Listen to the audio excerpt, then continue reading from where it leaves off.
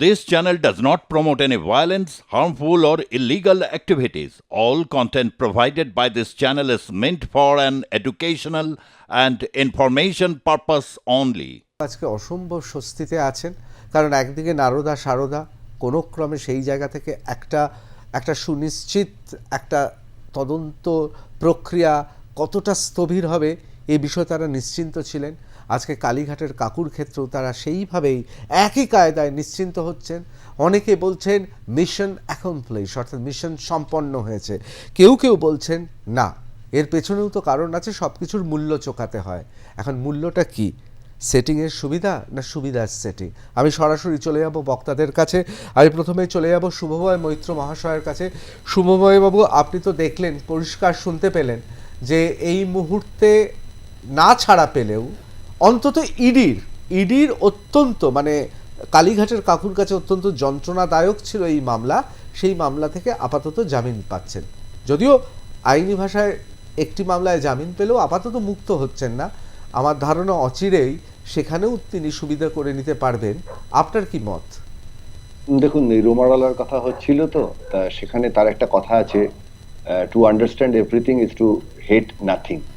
অর্থাৎ সবকিছু যেটা হচ্ছে সেই মানুষটির দিক দিয়ে যদি দেখেন, একজন মানুষ, তার বিরুদ্ধে কিছু অভিযোগ ছিল এবং ভারতবর্ষের যে ব্যবস্থা, আইনি ব্যবস্থা, তদন্তের যে ব্যবস্থা, তার মধ্যে দিয়ে তিনি জামিন পেয়েছেন। সুতরাং তার কাছ থেকে এই জিনিসটি তার পক্ষে, প্রত্যেকটি ভারতবাসীর যেমন বিচার পাওয়ার অধিকার আছে, বিচার পদ্ধতির মধ্যে দিয়ে যাওয়ার আছে, তিনি ছাড়া পেয়েছেন।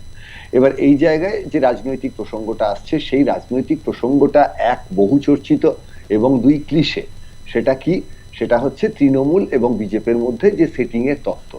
দেখুন, রাজনীতিতে এই সেটিং তত্ত্ব আলোচনা হয়, এবং আমরা যারা মোটের ওপর রাজনীতি বিশ্লেষণে মনে করি যে গণতান্ত্রিক একটি দেশে রাজনীতি বিশ্লেষণ করতে গেলে শাসকের বিরুদ্ধে কথা বলা উচিত, এবং সেখানে কেন্দ্রের বিজেপি এবং রাজ্যের তৃণমূল কংগ্রেস, এই দুটিই তো শাসক।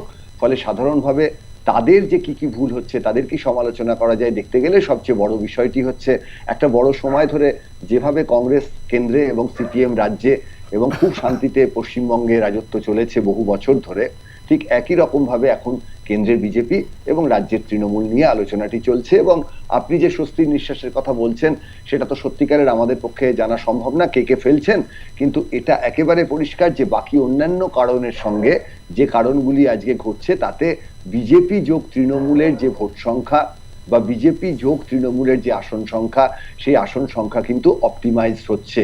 গত লোকসভা নির্বাচনের আগে যখন মনে হয়েছিল যে বামপন্থীরা তুলনামূলকভাবে হয়তো একটু ভালো ফল করতে পারেন, তারা তাদের মতো লড়াই করেছেন, কিছু জায়গায় মোটের ওপর ভোট পেয়েছেন, কিন্তু দাগ কাটতে পারেননি।